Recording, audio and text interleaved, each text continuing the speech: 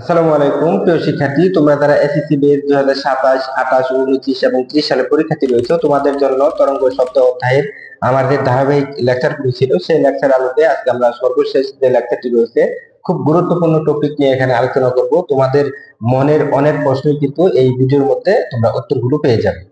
দেখো, আমি প্রতিদিনই সম্পর্কিত একটি ভিডিও অলরেডি আপলোড করেছি। সেখান থেকে প্রতিদিনই সম্পর্কিত বিস্তারিত তথ্য কিন্তু তোমরা পেয়েছো। আমি আজকে এটা আলোচনা করবো মূলত এই তোমাদের যে বেসিক উন্নয়নের জন্য, অর্থাৎ যাতে করে এমসিকিউ এবং সৃজনশীলের ক এবং খ যাতে তোমরা মিস না করো, অর্থাৎ সৃজনশীল ক এবং খ কিন্তু এই আইটেমগুলোর ভিতরে কিন্তু পরীক্ষায় আসবে। এখন দেখো, শুরুতেই হচ্ছে কি, 1 নম্বর আলোচনা করবো আমি প্রতিধ্বনি। এখন তোমাদের মনের মধ্যে প্রশ্ন হচ্ছে যে প্রতিধ্বনি শুধু কি এক দিক থেকে আসে নাকি চার দিক থেকে সৃষ্টি হয়? ব্যাপারটা হচ্ছে এরকম যে প্রতিধ্বনি কিন্তু সৃষ্টি হয় সামনে কোনো বাধা থাকলে, সেক্ষেত্রে প্রতিধ্বনি সৃষ্টি হয়, এবং ছোটখাটো কোনো বাধা থাকলে প্রতিধ্বনি সাধারণত হয় না। প্রতিধ্বনি হতে গেলে বড় আকৃতির বাধা বা প্রতিবন্ধক থাকলে প্রতিধ্বনি সৃষ্টি হয়। এখন প্রতিধ্বনি যদি বাধাটা যদি চার দিক থেকে থাকে তাহলে শব্দ চার দিক থেকে প্রতিফলিত হবে, আর বাধাটা যদি এক দিক থেকে থাকে তাহলে শব্দ এক দিক থেকে প্রতিফলিত হবে। বিষয়টি কিন্তু একটু চিন্তা করলে কিন্তু বোঝা যাচ্ছে যে প্রতিবন্ধক যেদিকে আছে সেদিক থেকে কিন্তু আমাদের প্রতিধ্বনি আহ, ফেরত আসে।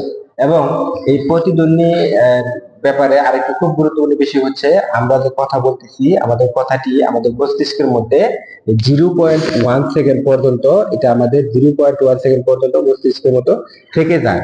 তাহলে এই কথাটা 0.1 সেকেন্ড পর্যন্ত যেহেতু থেকে যাচ্ছে আমাদের মস্তিষ্কে, এখন এর পরবর্তীতে অর্থাৎ 0.1 সেকেন্ডের পরে যদি শব্দটা চলে আসে, তখন আমরা ওই পরের শব্দটাকে বলবো প্রতিধ্বনি। অর্থাৎ এই 0.1 সেকেন্ডের আগে যেটা আসবে সেটি কিন্তু আমরা শুনতে পাবো না, সেক্ষেত্রে প্রতিধ্বনি শুনতে পাবো না। সেক্ষেত্রে আমরা একটা সুরগুল শুনতে পাবো এবং সেটি কিন্তু প্রতিধ্বনি হবে না। এখন এই 2 নম্বর ব্যাপারটি হচ্ছে শব্দের প্রতিধ্বনির ব্যবহার। দেখো, এই প্রতিধ্বনি ব্যবহার করে আমরা কোনো সমুদ্রের গভীরতা বা কোনো নদী নালার যে গভীরতা, সেই গভীরতাটা হিসাব করতে পারি সোনার নামক এক প্রকার প্রযুক্তি দ্বারা। সোনার এস ও তো হচ্ছে সাউন্ড নেভিগেশন, এ তো হচ্ছে এন্ড, এবং আর তো হচ্ছে রিংইং। সাউন্ড, নেভিগেশন এন্ড রিংইং, এটি হচ্ছে আমাদের সোনার। এই সোনার প্রযুক্তি দ্বারা কিন্তু আমরা কোনো সমুদ্রের গভীরতা খুব সহজে নির্ণয় করতে পারি। এছাড়া বিভিন্ন খনিজ পদার্থ এই আহরণের জন্য বা অনুসন্ধানের জন্য কিন্তু এই প্রতিধ্বনি আমরা ব্যবহার করে থাকি। তারপর দেখো, আমরা আলোচনা করব এই 3 নাম্বার যদি আমরা দেখি শব্দের বেগের পরিবর্তন। তোমাদের কাছে মনে হতে পারে যে শব্দের বেগ যখন যে উৎস থেকে তৈরি হয় সে উৎসের হয়তোবা কোনো বেগ দিয়ে দেয়, ওই বেগে যায়। বিষয় ব্যাপারটা এরকম না। শব্দের বেগ একমাত্র ডিপেন্ড করবে মাধ্যমের উপর। অর্থাৎ মাধ্যম যত কঠিন হবে শব্দের বেগ তত বেশি হবে, এবং মাধ্যম যত এই কঠিন হবে না, অর্থাৎ মাধ্যম যত হালকা হবে শব্দের বেগ তত কিন্তু কি আমাদের কম হবে। অর্থাৎ এই জন্য আমরা বলবো যে লোহাতে শব্দের বেগ সবচেয়ে বেশি, কারণ কঠিন। তারপরে এর চেয়ে কঠিন যদি কোনো বস্তু থেকে থাকে তাহলে সেক্ষেত্রে শব্দের বেগ আরো বেশি থাকবে। এবং এই তারপর হচ্ছে তরলে কঠিনের চাইতে একটু কম, এবং বায়বীয় মাধ্যমে শব্দের বেগ আরো কম। অর্থাৎ মাধ্যম যত ঘন শব্দের বেগ তত বেশি, এই ব্যাপারটা আমাদের মনে রাখতে হবে।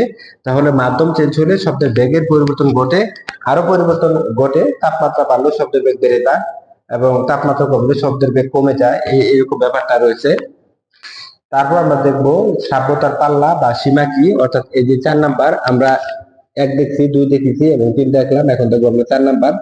এই সাব্যতার সীমা বা পাল্লা হচ্ছে মানুষ কিন্তু সমস্ত এই শব্দেই শুনতে পায় না। অর্থাৎ যে সকল শব্দের কম্পাঙ্ক 20 থেকে 20,000 হার্জ এর মধ্যে, সে সকল শব্দের কম্পাঙ্কই কিন্তু মানুষ শুনতে পায় 20 থেকে 20,000 হার্জের মধ্যে।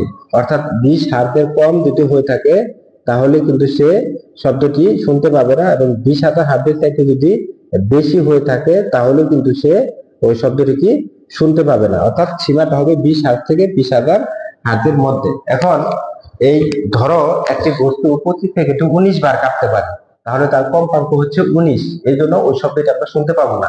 যদি ওই বস্তুটি 20 বার কাঁপতে পারতো প্রতি সেকেন্ডে তাহলে কিন্তু শব্দটি শুনতে পারতাম। এই জন্য আমাদের হচ্ছে যে কম্পাঙ্ক কমপক্ষে 20 থেকে 20,000 হার্জ হলে আমরা শুনতে পাই। এখন ধরো একটি বস্তু প্রতি সেকেন্ডে 20,000 বারের চাইতেও বেশি বার কাঁপতে পারে, তাহলে সেই শব্দটি আমরা শুনতে পাবো না। এবং ওই শব্দটি কিছু কিছু প্রাণী আছে, যেমন বাদুড় রয়েছে, মৌমাছি রয়েছে, এছাড়া কুকুর রয়েছে, তারা কিন্তু খুব সহজে কিন্তু এই এই শব্দোত্তর যে তরঙ্গ রয়েছে সেটি কিন্তু শুনতে পায়। অর্থাৎ এই কম্পনের উপর ভিত্তি করে, এই কম্পাঙ্ক বা কম্পনের উপর ভিত্তি করে এই শব্দ কিন্তু হচ্ছে আবার দুই প্রকার। সেক্ষেত্রে সেটা আমরা দেখবো, নিচে আছে রয়েছে আমাদের আমাদের এই শব্দোত্তর কম্পন। অর্থাৎ আমরা ইতিমধ্যে দেখলাম যে শ্রাব্যতার পাল্লা হচ্ছে মানুষ যে কম্পাঙ্কের যে সীমানা পর্যন্ত মানুষ শুনতে পায় সেটি কিন্তু হচ্ছে শ্রাব্যতার পাল্লা। আশা করি শ্রাব্যতার পাল্লাটা তোমাদের আর কোনো সমস্যা নেই। এখন দেখো রয়েছে শব্দোত্তর কম্পন এবং শব্দেতর কম্পন। দেখো এখানে শব্দোত্তর, এখানে শব্দেতর কম্পন। এটা যদি আমরা একটু দেখি যে শব্দোত্তর কম্পন হচ্ছে যে সকল শব্দের কম্পাঙ্ক 20,000 হার্জের চাইতে বেশি, 20,000 হার্জের চাইতে যদি বেশি, সেটি হচ্ছে আমাদের কি শব্দোত্তর কম্পন। অর্থাৎ আমরা যে আলট্রাসোনোগ্রাফি করি, অথবা দাঁত ক্লিনিং করি, পরিষ্কার করি, বা কাপড় পরিষ্কার করার যে ওয়াশিং মেশিন, সেই মেশিনের মধ্যে কিন্তু আমরা এই শব্দোত্তর কম্পনের শব্দ ব্যবহার করেই ময়লা পরিষ্কার করে থাকি। এবং আলট্রাসোনোগ্রাফি বা কিডনির পাথর অপারেশনের ক্ষেত্রে কিন্তু আমরা এই শব্দোত্তর কম্পন ব্যবহার করে থাকি। এখন তাহলে শব্দেতর কম্পন কি? শব্দেতর কম্পন হচ্ছে যে সকল শব্দের কম্পন বা কম্পাঙ্ক এই 20 হার্জের কম, অর্থাৎ 1 থেকে 19 হার্জ যাদের 20 হার্জের কম, অর্থাৎ 20 হার্জের যাদের কম, সেগুলো হচ্ছে আমাদের এই শব্দেতর কম্পন। এই শব্দেতর কম্পন শুনতে পায় হাতি। এই হাতি শব্দেতর কম্পন ব্যবহার করে তারা একে অপরের সাথে যোগাযোগ করে থাকে। এটি কিন্তু এমসিকিউ এসে থাকে যে শব্দেতর কম্পন কোন প্রাণী শুনতে পায়, সেটি উত্তর কিন্তু হাতি হবে।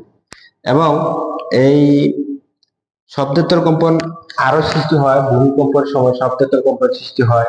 এবং বড় ধরনের অগ্নুৎপাতের ক্ষেত্রেও কিন্তু এই শব্দেতর কম্পন সৃষ্টি হয়। অর্থাৎ ভূমিকম্প এবং অগ্নুৎপাত এবং এই ঘূর্ণিঝড় এর ক্ষেত্রেও কিন্তু আমাদের এই শব্দেতর কম্পন সৃষ্টি হয়। এক্ষেত্রে ব্যাপক ক্ষয়ক্ষতি হয়। তো যাই হোক, এখন আমরা দেখব সুরযুক্ত শব্দ। আসলেও আমাদের সকল শব্দ কিন্তু আমাদের শুনতে ভালো লাগে না। কিছু কিছু শব্দ রয়েছে আমাদের কাছে শুনতে একটু বিরক্তিকর লাগে। যে সকল শব্দ শুনতে আমাদের ভালো লাগে বা যে সকল শব্দ শ্রুতি মধুর, শুনতে ভালো লাগে, তাদেরকে বলা হয় সুরযুক্ত শব্দ। এই যে সুরযুক্ত শব্দ, তার সংজ্ঞাটি হচ্ছে যে সকল শব্দ শুনতে আমাদের ভালো লাগে বা যে সকল শব্দ শুনতে সুমধুর, তাদেরকে সুরযুক্ত শব্দ বলে। সুরযুক্ত শব্দের বৈশিষ্ট্য রয়েছে। এই সুরযুক্ত শব্দের বৈশিষ্ট্য হচ্ছে 3টি। তোমাদের পরীক্ষায় আসে যে সুরযুক্ত শব্দের বৈশিষ্ট্য গুলো লিখো। সুরযুক্ত শব্দের বৈশিষ্ট্য হচ্ছে 3টি। একটা হচ্ছে শব্দের প্রাবল্য, আরেকটা হচ্ছে শব্দের তীক্ষ্ণতা, আরেকটা হচ্ছে শব্দের জাতি বা গুণ। এখন এই শব্দের প্রাবল্য হচ্ছে কি? শব্দের প্রাবল্য হচ্ছে শব্দটা কত জোরে হচ্ছে, প্রতি একক ক্ষেত্রফলের মধ্য দিয়ে প্রতি সেকেন্ডে কতটুকু শব্দ শক্তির স্থানান্তরিত হচ্ছে, সেটি হচ্ছে শব্দের প্রাবল্য। অর্থাৎ প্রাবল্য দ্বারা আমরা এটাই বুঝবো যে শব্দটি কত জোরে হচ্ছে, সেটি তার প্রাবল্য। এখন হচ্ছে শব্দের আরেকটি বৈশিষ্ট্য হচ্ছে শব্দের তীক্ষ্ণতা। শব্দের তীক্ষ্ণতা দ্বারা আমরা বুঝবো শব্দের যে বৈশিষ্ট্যের জন্য শব্দের সুরটা চড়া হবে নাকি একটু কম চড়া হবে, অর্থাৎ চিকন হবে নাকি মোটা হবে, সেটি হচ্ছে মূলত কি শব্দের তীক্ষ্ণতা। যেমন মেয়েদের গলা কণ্ঠস্বর ছেলেদের তুলনায় একটু চিকন, এর কারণ হচ্ছে সেখানে তীক্ষ্ণতা বেশি। এই বৈশিষ্ট্য হচ্ছে কি শব্দের তীক্ষ্ণতা, মানে সুরের পার্থক্য, সেটা চড়া হবে নাকি একটু কম চড়া হবে, সেটি মূলত হচ্ছে তীক্ষ্ণতা। তাহলে প্রাবল্য এবং তীক্ষ্ণতা, এইগুলো দুটি বৈশিষ্ট্য। এবং 3 নাম্বার যে বৈশিষ্ট্য রয়েছে সুরযুক্ত শব্দের, সেটি হচ্ছে শব্দের গুণ বা জাতি। শব্দের গুণ অথবা জাতি। দেখো শব্দের গুণ যে বিষয়টা হচ্ছে, আমরা শব্দের যে বৈশিষ্ট্যের